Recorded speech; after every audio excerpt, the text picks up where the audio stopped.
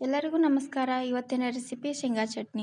ಒಂದು ಬಾಣಲೆ ಕಾಯಕ್ಕಿಟ್ಟು ಅದಕ್ಕೆ ಸ್ವಲ್ಪ ಶೇಂಗಾ ಹಾಕಿ ಅದನ್ನು ಚೆನ್ನಾಗಿ ಹುರ್ಕೊಂಡು ಕ್ರಿಸ್ಪಿ ಬರೋ ಥರ ಚೆನ್ನಾಗಿ ಹುರಿಬೇಕು.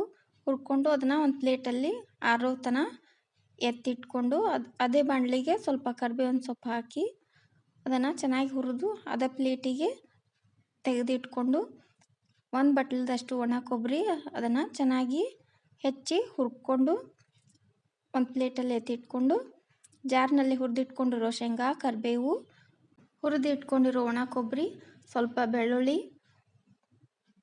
ಸ್ವಲ್ಪ ಹುಣಸೆಹಣ್ಣು, 3 ಚಮಚದಷ್ಟು ಖಾರ ಪುಡಿ, ಅಚ್ಚ ಖಾರದ ಪುಡಿ,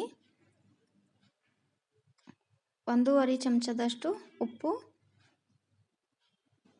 ಸ್ವಲ್ಪ ಬೆಲ್ಲ ಹಾಕಿ ಇದನ್ನು ಮಿಕ್ಸರ್ ಮಾಡ್ಕೊಂಡ್ರೆ ತರಿಯಾಗಿ ಮಿಕ್ಸರ್ ಮಾಡ್ಕೊಂಡ್ರೆ ಶೇಂಗಾ ಚಟ್ನಿ ರೆಡಿ ಆಯ್ತು ರೀ.